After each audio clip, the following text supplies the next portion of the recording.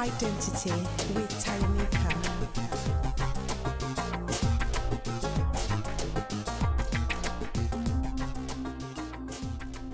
Hello and welcome to another episode of Explore Your Identity.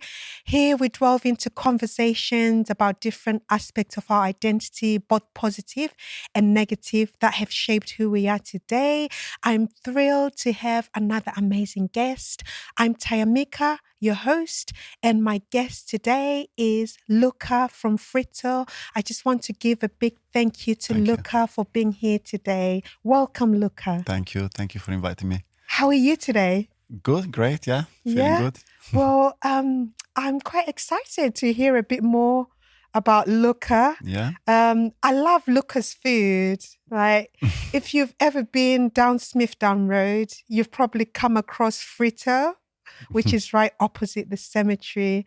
Luca is my neighbor on Smithdown Road. He does the best Italian street food. So there's a little bakery on Smithdown Road called Fritto. So usually I see Luca in the kitchen, but here you are today. Yes. Finally. Yeah. So Luca, I always like to start off with a little bit about your background. Yeah.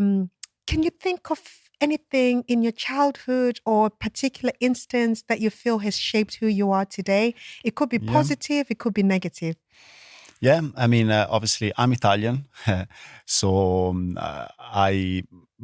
of my main memory is always around food, and especially my mom is from the south of Italy, and she's got like a big family. So I still remember now, like the weekend, Saturday and Sundays, when we had a lot of my mom's brothers and sisters and cousins over. And they used to cook a lot, making fresh pasta, pizza, So for me, food has always been quite a way to celebrate. Just it's a party, It's just a moment of bringing people together, have fun, and making something, out of nothing. And so I think that kind of I've always been exposed from my mom's family and also my dad's family. I got also like all the memories because my parents split up when I was 8 years old, so probably that also was quite something that kind of shaped me a bit at first. Like I'm an only child as well, so so that was like a bit a push towards a bit independence. So excited. So food, I remember like when I used to go to my grandma's, my dad's mom. I remember this Sunday where we used to have like the classic cotoletta, Milanese style, and with potatoes. That was for me like the most exciting part of the week. And same, when I used to go to another auntie, she used to treat me with a lot of cakes and and she was sharing with me some recipes. So I think all of that a bit influenced me, like it kind of gave me a bit that passion and that spark. And I always love to be around people cooking, watching, smelling, it's like a sensory experience. So how old would you be when you made like your first meal? Do you have a memory of that? I think I was around maybe 10 years old, 11 years old, because my mom was working and I was just on my own. Maybe 12, I think, And I remember actually that time because I wanted to make a risotto. And I remember because it was a bit of drama, I burnt almost the kitchen. I burnt the pan. Burnt down the kitchen? Well, almost. I was very close. I had to rescue in time. Self-rescue. Who rescued you? Not self-rescue. Oh, okay. And I had to call my mom and say, like, listen, I've done I think a mistake, because basically I didn't know that I should have had stock or some water to the rice. And you didn't? To cook it. No, I didn't. So I started like, I was just improvising. I said, I've just put the rice in a pan. Yeah. And then, so you tried to fry the rice? Well, with nothing, dry yes. rice? Yeah. So obviously that wasn't very successful, and it was burning, and nothing was. I mean, just burning, basically, and there was a lot of smoke. And you were watching. I was, yeah, until I put the pan under the water. So I still remember that as a kind of like a bit of shocking experience, first experience cooking on my own. But that actually, that gave me the push, or and obviously the desire. I've asked, when my mom was back home, like, how can you show me how to do it, and then obviously from I think from that day, I kept it a bit more simple. Yeah. I bought like pasta. It's an extension, of, if you're Italian, you should be able to make pasta. So I used to cook for me. From that day, I used to cook for me like a bit very simple meals, but I always like to experiment and try different combination, so exploring, just develop my palate on my own, just sometimes doing a bit unusual combinations, but that's, I think, that's what is about cooking and just exploring, and that's what excites me about food in general, because it's an exploration, or it's a journey, So how come you chose street food instead of like a Italian restaurant? Was that by default, or was I think it kind of represent the person I am. I mean, I quite like things to be quite relaxed, casual, informal. Yeah. And I don't like all the classic dining experience, the formality of a restaurant, and especially coming over in UK, I realize obviously that you only got like the only Italian experience you have is just to go to a restaurant. Yes. And the majority of the times is not even authentic, and it's overpriced.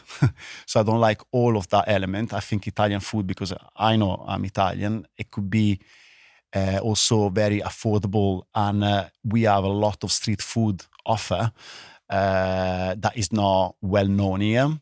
So that's why I kind of I just say, what, Italian food is just simple, easy, cheap. Should be cheap, so why you have to pay 10-15 pounds for some pasta with some sauce, when anyway. So, and I used to remember like bakeries, that's also another childhood memory that I try to replicate nowadays, that smell of the bakery, the fresh, the proper, the focaccia smell, the pizza smell, the oregano, the tomato sauce, so it's that kind of like, it's famous, in Italy, every kid after school or before going to school, you stop by the bakery.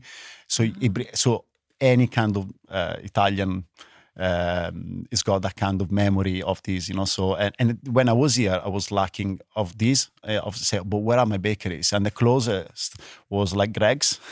Yeah. So and I used to kind of like Greg's because it was kind of give me that illusion, inspiration. Well, the illusion of the Italian bakery, So I thought, why not do like an Italian Greg's, but obviously with Italian products, and then that's why I started like doing events, because I mean, obviously I didn't have the money, the budget to open my own place when I started. So street food was the easiest and the most affordable way to start from somewhere. Do you know what I like? I've got a little guilty pleasure on social media, especially Instagram. I like watching these videos that just pop up on my timeline, on my explore page of the old Italian women. Like they probably look like they're about 90 and they're freshly making the pasta. And I just love watching it. These are like my aunties. They used to be the same. So I can see why it would cost that much in it to have a meal in an Italian restaurant. Well, if that's how they do it. But there is a lot of labor in there, into that, so much it's, love. but again, the ingredients themselves, quite cheap, and it's more, it's quite time consuming, and but again, back in the days when society, everything was a bit was going on a different pace, was just a moment also excited to slow down, celebrate with your family, so it was also giving like a bit an extra time to spend together, but obviously nowadays these wouldn't be possible, and especially for restaurants or like that, so they have to buy pre-made, Yeah, and yeah, it's more yeah. expensive. It's a bit. But saying that, Mm-hmm. I still think Italian food It's, should be the roots of Italian yes. food. Should be easy, accessible, affordable, and simple. Just So, take me back to, so there you are, yeah, in Milan, yeah, this young boy, yeah, surrounded by these amazing women that love to cook, yeah. love to share the food and stuff. And I'm just trying to get to how we got to the Luca today. So, what was the journey? So, I think like I I said before, I always had this passion for cooking, but Mhm. my parents never allowed me to study as a chef. So I kept that as a little secret Uh-huh. passion within myself, and I used to just enjoy food from other people, cook pizzas at home with friends, girlfriends, family. I used to do that in the Mhm. meantime. Mhm. And then I've done a completely different studies. I studied sociology and criminology. Mhm. In Um, Liverpool? no, Or in Milan, okay. and accounting first, Oh, then like sociology. me. Yes, Oh, because that was considered more a profession. yes. Like I Yeah, couldn't yeah. do. I I can mean, yeah. relate. And then I decided to study sociology because I was quite interested in the society and then I specialized in criminology. Until then, I've done some working experience for the Milan City Council, Mhm. for the crime prevention department in the city. But after a year of this, kind of not the dream, just a bit fell apart. But I couldn't find. I couldn't find my way anymore within that. So was this straight I was a after bit school? Then you went to uni? uni, and then Uh-huh. after I went to do this year apprenticeship for Mhm. the council, Mhm. then I think I faced the reality of life, of things, Mhm. and I started to realize that maybe that wasn't my best path. I was interested in these topics, but I wanted to tackle these social issues Mhm. from a different angle. Yeah. Anyway, so I was a bit less engaged. Mhm. And And what was the angle that you wanted to tackle them from? say it again. You said you felt The like you wanted to Well, I tackle didn't want the to be. issues in your Yeah, own way. exactly. What I was didn't your want own to. way? Personally, I didn't want to feel part of the system with the bureaucracy and the politics. Okay. Mhm. Obviously, as soon as you finish university, you feel like very full of hope, full of. Say I can change this. I can change the society. I can change the Change world. the world. Yeah. Yeah. You feel full of and then you see like how things go, and then you say, okay, maybe if I'm part of this system, I Mhm. can't really do much. So it's better if I just step back and I can do things on my own way, on my own with my own times. Mhm. So anyway, short story is like I was then I decided to go and work for in a shop, like for Mhm. Apple Mhm. retail shop in Mhm. Milan, while I was studying another degree in law because Yeah. I thought, okay, I'm gonna be like a lawyer now. Mhm. Anyway, Like a uh, human rights one or just a lawyer? no, like a crime lawyer. I always liked the relation between crime and people and society. But anyway, Mhm. and until a random day, I was in this shop and I met someone, a person, a customer, and speaking about my background, and she told me that she's got she had a daughter living in Liverpool in UK, Mhm. doing like a similar like a job like forensic psychologist. Mhm. So I said, why do you not get in touch and maybe you can do something together? And so that was I kind of that little. That was, I think, the trigger point. You say, yeah. Yeah. That changed completely my life because I made that call and I Mhm. spoke to this lady over the phone. She was telling me about Liverpool, the opportunities, and then I just left everything there in Italy. I booked the first flight. I Mhm. came here just for a week or a couple of weeks just to explore, the opportunity to do again another master in criminology, or maybe to work here. And I never go back. And, Oh, wow. and then things went very fast, and everything kind of worked at the right time. I've done this master in criminology. I was working here, but again, after a few years, after the master, again, I realized once again that wasn't really my path. I wasn't feeling like very satisfied with this, and again, I had to work for the system, or for the general. I didn't want basically to play any game. I wanted to be myself, really. And I started working again in the Apple shop. Then I tried to work in an office, but I didn't feel it very real life. My self-realization wasn't there. So one day I just say, okay, you know what? I just gonna say stop to all of these, and I go back to my roots, to my passion for food, for cooking. Yeah. And that's how I started, I just from a random event at Granby Street, like a local community market here in Liverpool. I had the opportunity to go there and try out the products.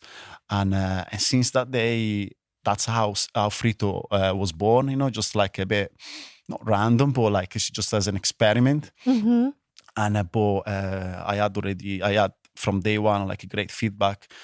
And then just event after event, and now it's been 2015, 9 years. Wow. 9 years of Frito, and now I feel great, because finally my dream, my passion for food, and is coming through, and I made something with the dreams I always had.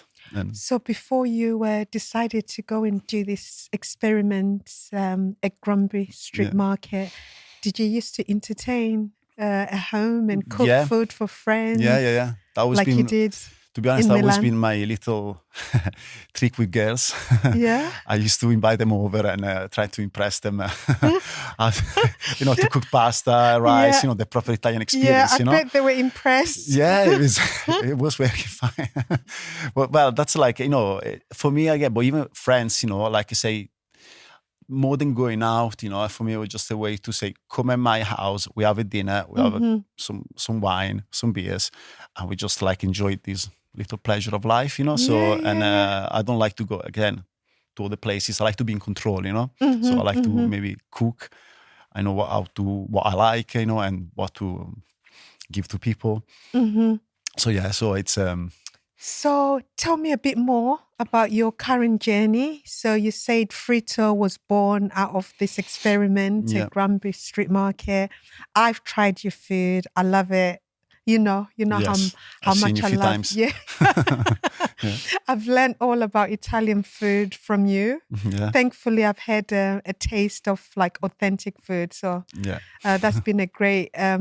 Well, the downside of that is when I go to any other Italian place, you can't go anymore.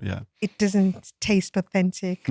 So I just sing your praises to everyone and tell them about Fritto. So I just want to touch a little bit more on that current path, the Fritto journey. So here you are at Granby Street Market. Yeah. And how did we go from Granby Street to the events and then exactly. Smithdown Road? Yeah, because there is a little missing part of the little connection bridge. Going back to my studies background in sociology and criminology. When I started Fritto, I wanted to use food as a tool to improve people's life, also to give some disadvantaged young people opportunity for a positive change. Yeah. In fact, Fritto was born. In fact, I went to before Fritto was born, I went to a social enterprise program for a few months. And Fritto was born as a social enterprise because, again, I wanted to tackle some social issues through another angle. And that's why I thought, okay, I'm going to join my passion for food with social change. Yeah. And that's what Frito did for the first couple of years, doing like a couple of markets, mentoring with like young offenders, workshops with different organizations supporting, people with some needs. So that was like very, very meaningful, very, very good to begin with. Until obviously the business started to grow day by day, and it became quite difficult to keep going in that direction. Yeah. Until like after a few years, I found this opportunity about like the local council was doing like this regeneration scheme of an area of Liverpool. And I strongly believe, because of my background, that urban regeneration is one of the solution, the keys to prevent crime in cities. So when I saw that, I thought that was a perfect match. I said, okay, let's try to again improve an area, offering something new and a positive. So I applied, and after a few months, after a big journey, yes, I was on that journey. I was on that journey. Yeah, I don't know if you're aware. I wouldn't say with you, but alongside, because I was also, trying to open 7 streets. Let's say it wasn't a straight. No, it wasn't. It wasn't a straightforward journey. But for me, I feel like I'm glad in a way that, things kind of happened the way they did, and I ended up opening after lockdown. Because I'm not sure how I would have survived the pandemic with my original plan.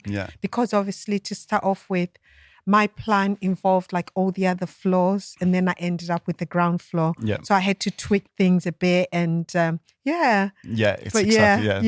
on anyway. No, but actually, it was again for me better, because again, gave me a bit more time to develop the business, to get more established, to understand which direction I wanted to go again. So just actually the perfect opportunity. And then 3 years ago, almost in July now, we opened our first, the bakery, our first premises. And since then now we just keep growing, and actually I think we are almost outgrowing, but for now we're quite happy there, and we want to just get more established, and keep growing as our reputation. And when you mentioned earlier on that, when you saw Greg's and you thought, I could create like an Italian Greg's and stuff. That's what I honestly see for Fritto. That it could be this amazing franchise. And I don't know if I can say this, but my secret dream, it's to replace Greg's, with Frito, with keeping the R, taking all the sign, but just conquering. I see Frito being that big. But I mean, again, Frito was born again as a small, independent, artisanal, business. So it's kind of sometimes, although the ambition is there to become like a franchise, just to franchise it, or to like a national brand. But again, I feel like I'm still a bit too romantic, maybe. The baby is still too young. And I feel like right now I'm not ready for this like expansion, or I still want to kind of keep it the way it is, with the values, with the quality, with the artisanal level, the freshness, and because I don't want to become like all of a sudden like a fast food, and then lose that kind of community. I like to speak to customers. I like to know the names. I like, it's kind of this family feeling, a community feeling. I don't want to like people to be just numbers, or just they using us just as I'm hungry, I want to just go there. I want that you need to understand. You know what I mean? Like the origins of the ingredients, why we do things in a certain way. But of course, I mean, in few years, let's give him another. I want to stay as it is, as we are, for another couple of years. But again, yeah, the ambition is there. I want to hopefully find a big investor. In fact, if someone is listening now, Yeah, like a big definitely. investor to say, okay, let's maybe expand, because obviously we got now the processes, we got the format is working. When I start again with Frito, I was a bit an idea, was a bit like, like a market research, if you want, Yeah. if you until now. But now it's just like it's a reality. It's working. I know what goes well and Would how. you go on Dragon's Den? That's another my secret. That's, I love that. I watch two things on the telly: Yeah. Master Chef and Dragon's Den. Only Ah, these two things, and it's my obsession. But I feel like one day I'd like to, if yeah. I, Because if yeah, you've got a good dragon behind you, I can yeah, see Fritto doing, you know, yeah, great yeah, things. I Not that it's not doing great things already. no, absolutely. Yeah. That's I got already the person I want there. Oh, good, good. Yeah. Do you ever stop and think of how much you've achieved? Yeah. I know, like, you're on the journey, but do you ever stop, and is there anything in particular that you feel like is an achievement for you? I believe, I'm if sometimes every so often, and I've been here for 14 years, Mm-hmm. and watching back when I first came with my little scarf, my little luggage. Was it an Italian scarf? Or? Yeah. I mean, Yeah? not my designer scarf, but just like a little market, the flea market, the Oh, a flea market, flea yeah. market. Mm-hmm. I came with just like a classic, a bag full of hope. Yes. Just like yeah. young, innocent. I wanted to explore, and now 14 years later, I got a family, a beautiful family. We just now got like a new house, which is more comfortable and better, and the shop, the reputation, a lot of friends, the community, So I just came here just on my own with nothing really, with just my little luggage and scarf. And now I've got like, it's not just like the material, it's not just the material things, but the network I built, and, Yeah. it's just like I kind of created a new life, or maybe can you say I blossom? Yeah, like a flower. Yeah. I feel like I came here very at the beginning of my life. Yeah. And here I just became more a man. And so but again, I don't feel like done. Yes. I think I would like to give more, to have more, I'd like to. And it's just looking ahead, like what's next? Well, next for me, I need to personally, on my personal level, I need to find a better work-life balance, because I think I don't work we all? Yeah, I've been working too much, I think, recently, and I want to spend more time with my family. So that's my number one priority, just to train more people, do the same things in the shop, but in a kind of more relaxed way, and I also rely less on myself. So I'd like to kind of delegate more, step back a bit, and develop, the vision for the future. Being able to have the time to develop the vision for the future, The systems that can be replicated. Exactly. But exactly. So all of these, and eventually look out for new opportunities, either in Liverpool, or I'd like secretly to open in Manchester as well. That would be amazing. Yeah. And then let's see from there. Well, Frito is an award-winning bakery, so you've done amazing so far, and I can testify that the food is absolutely amazing. Thank you. When I opened 7th Street, Luca did I remember, my menu for the launch. Yeah. And it was just amazing. Yeah. And everybody still talks about the food and the donuts and everything. How can people connect with Frito? Well, you can follow us on, obviously, mainly we got obviously free Facebook, Instagram, Twitter, but the main I think channel where you can, I think we offer free entertainment every morning with our stories. Oh, good. So if you I follow do us like your stories. yeah, on Instagram, you can see actually the processes of when we're making the dough, and you can learn if you passion, if you got the passion for food, for baking, you can learn as well. So it's just like So Instagram stories. Instagram, What about Frito TikTok? underscore. You should do more I do TikToks. TikTok, but I think I'm don't too think I old for follow TikTok. you on TikTok. I do don't I? fully. I'm not that young to fully get it. I think your story content is good enough for TikTok. Yeah, but you kind of need to kind of edit or things on TikTok. I think if you're too genuine or too, I feel like I'm a bit flat. Our style, it could be flat on TikTok, but you need to be more entertaining or be I or offer think something. your stories are entertaining But that's why the enough. stories are very natural, Mm-hmm. and that could work. But I don't even have the time to maybe repost that on a thing. It's and I want to keep it kind of natural. I don't want to. So for me, the stories on Instagram, it's the easiest and the most spontaneous way to get it. But that could be like something for the future again. To create more content online. But well, I always like to round up our conversation with what I call my fashion fun questions. Okay. So my first question for you is: have you got a must-have item? Usually, I would ask about a must-have item in your handbag.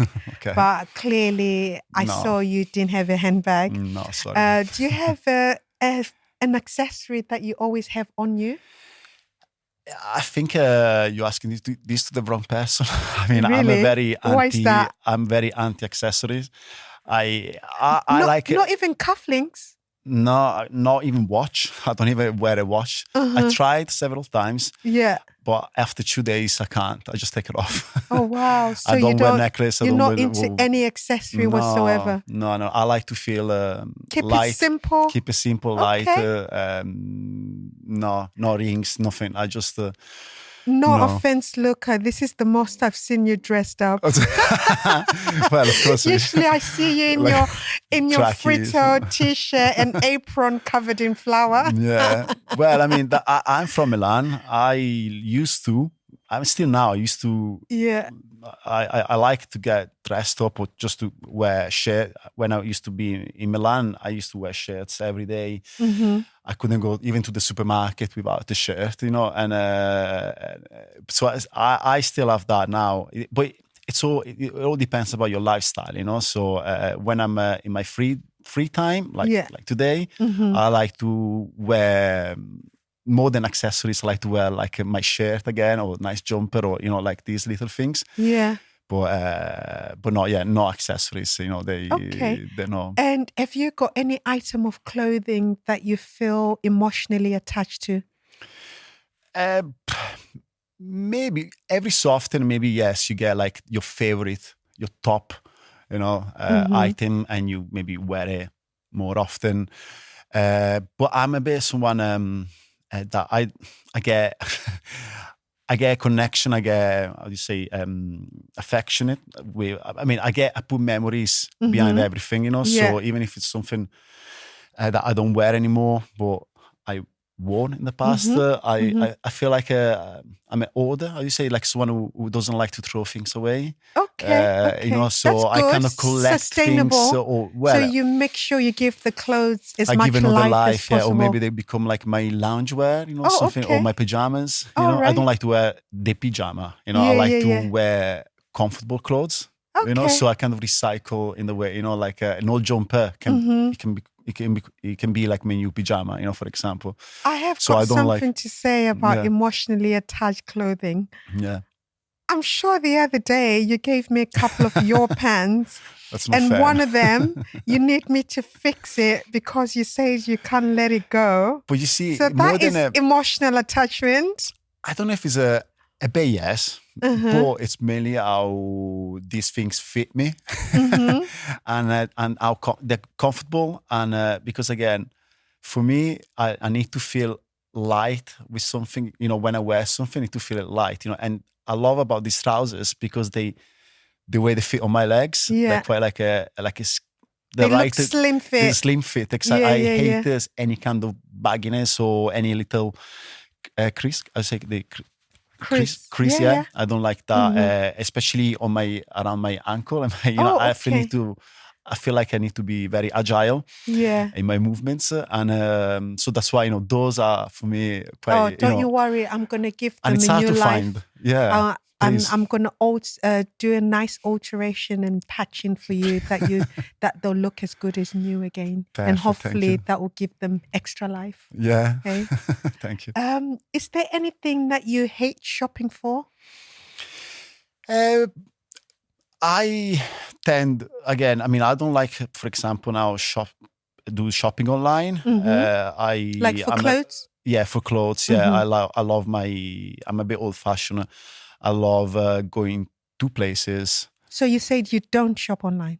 I don't shop online, unless it's something that I've seen it many times and I know that I want that. But I need to feel it, I need to touch it, I need to try it on, and so you should, yeah. Exactly. I can just say, oh yeah, that, and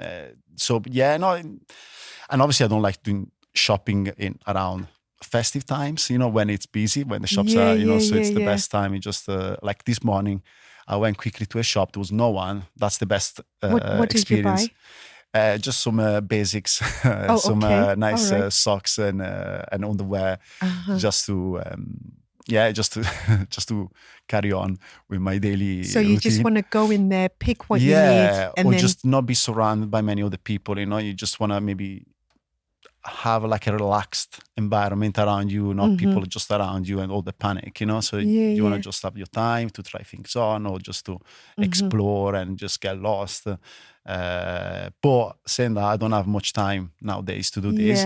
That's what I used to do in the past, but so you hate shopping online? Yeah. But do you actually, is there anything you like shopping for online? No, in just in general. I like it depends about the mood, it depends about the time, sometimes I like some sportwear, more. Sometimes I like I like my Fred Perry stuff, I love always Fred Perry or Ben Sherman as my only two. Is it because of their simplicity? It's the simplicity and also what the brand itself represents in terms of the subculture behind the brand as well, and I don't like designer brands, I hate ones? Gucci, Armani. Really? I don't like they're Italian. No. How could you not like them? Because I think they're quite tacky for me. I don't know. I don't like them. They're a bit too much, and I do like all those brands. I went to a Gucci exhibition last November, and that was amazing just to see the history of the brand and what they've produced over the years. Like stuff like that really inspires me. Well, because it's that legacy that they've been able to create. Well, I guess as a fashion designer, for me to look at that and think, wow.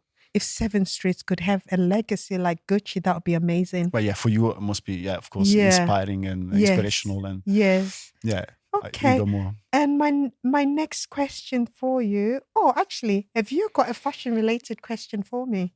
Let me think. Well, obviously, I don't follow much nowadays trends, so I don't know much what's going on. But I'm always curious to know, in general, about like what's next, what's the future of something, So, for example, if there are in fashion, like obviously I'm aware a bit that there are maybe new sustainable materials. So what's going to be the next, how we're going to dress up in 10 years, what's going to be the... Good question. I remember when I studied fashion, I did a diploma in art, fashion and design. This was at the Art Center on Metal Street. And I remember that was my first experience of really understanding about fashion and sustainability. It became very clear to me that fashion was the second most polluting industry in the world after oil.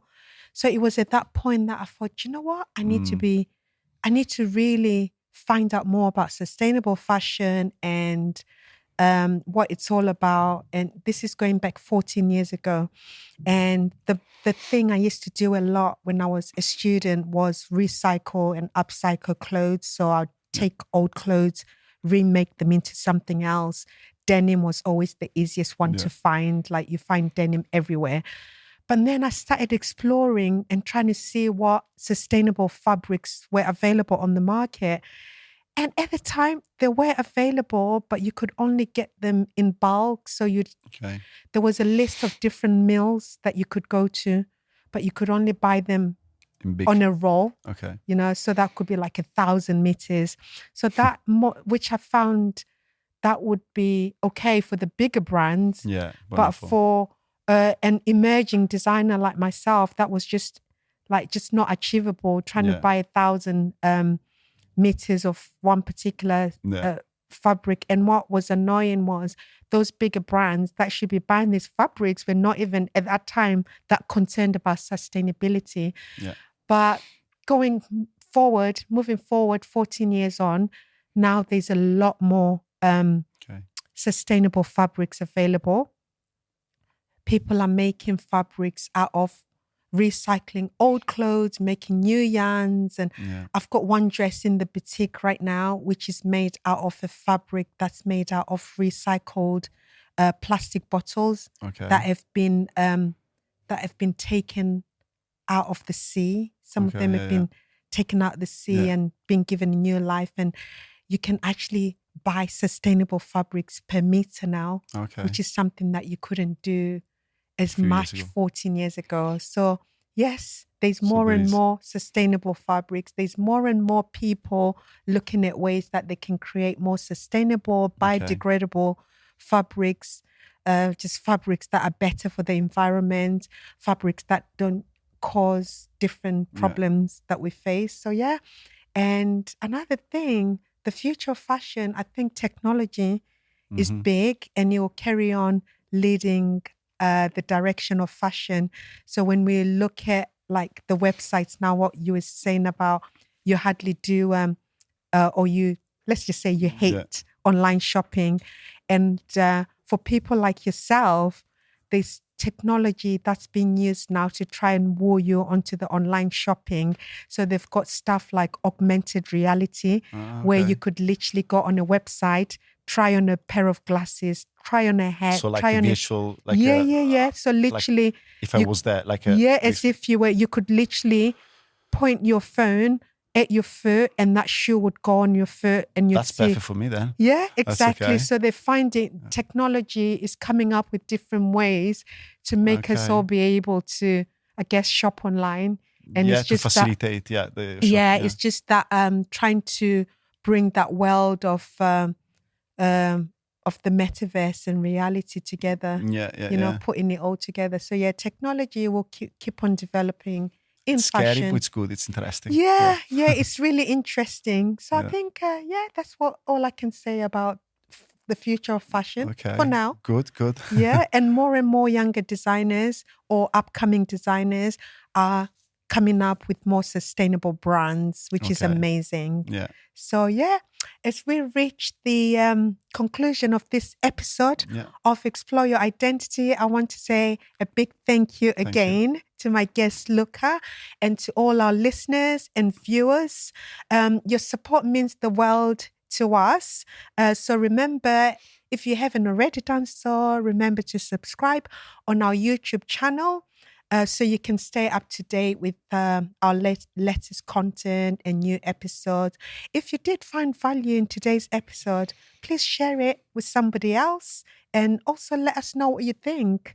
Remember, you can find more identity episodes on our channels. Until next time, keep exploring your identity.